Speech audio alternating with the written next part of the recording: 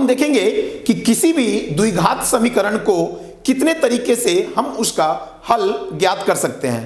तो मुख्य रूप से द्विघात समीकरण को हम तीन तरीके से हल करते हैं। सबसे पहला हमारा होता है गुणनखंड विधि, दूसरा पूर्ण वर्ग विधि और तीसरा हमारा होता है द्विघातीय सूत्र। तो सबसे पहला हम क्या देखेंगे, गुणनखंड विधि, यानी गुणनखंड द्वारा द्विघात समीकरण का हम किस प्रकार से हल ज्ञात करेंगे।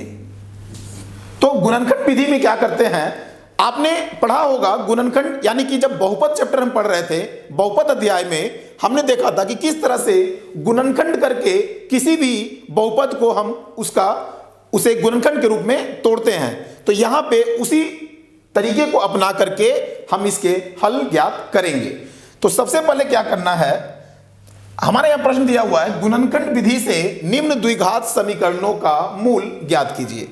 अब देखो यहां प्रश्न है हमारा x² minus 3x minus 10 is equals to 0।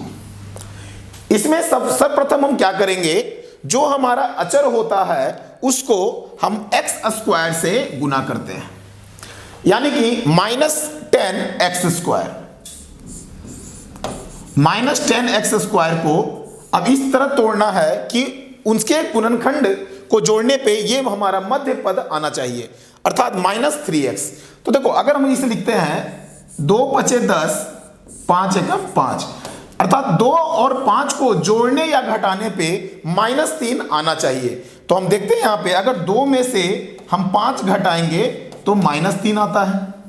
तो हम यहां लिख सकते हैं इसे x² plus 2x minus 5x minus 10 is equals to 0। अब ये क्या हो जाएगा, x यहां पे हम उभयनिष्ठ लेंगे क्योंकि इन दोनों पदों में x क्या है, हमारा उभयनिष्ठ है अर्थात कॉमन है। तो x को जब बाहर निकालेंगे तो बच जाएगा x प्लस 2। अब इन दोनों में देखेंगे माइनस 5x माइनस 10। अब यहां पे हम देख रहे हैं कि 5 जो है कॉमन है, लेकिन साथ ही साथ माइनस भी दोनों में है। तो हम -5 को जब उभयनिष्ठ लेंगे यानी कॉमन लेंगे तो हो जाएगा x plus 2 is equals to 0, अर्थात अब इन दोनों में x प्लस 2 और x प्लस 2 कॉमन है तो क्या हो जाएगा x plus 2 into x minus 5 is equals to 0, अर्थात अब देखो दो संख्याओं का गुणनफल शून्य कब होगा, जब वो दोनों में से कोई ना कोई एक शून्य होगा। तो हम यहां लिख सकते हैं x प्लस 2 बराबर 0 होगा तो क्या लिखेंगे यहां पे x बराबर -2 या x बराबर प्लस 5।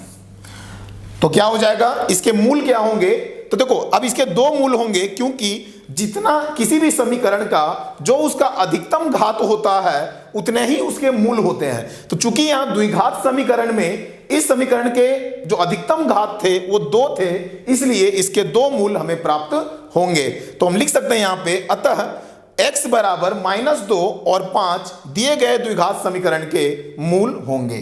तो यहां क्या लिखेंगे हम लोग, अतः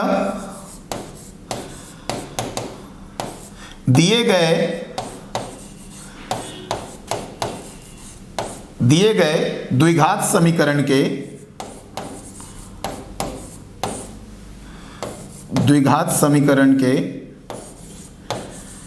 के मूल -2 और 5 होंगे। इस प्रकार से हम किसी भी द्विघात समीकरण को गुणनखंड विधि के द्वारा हल कर सकते हैं।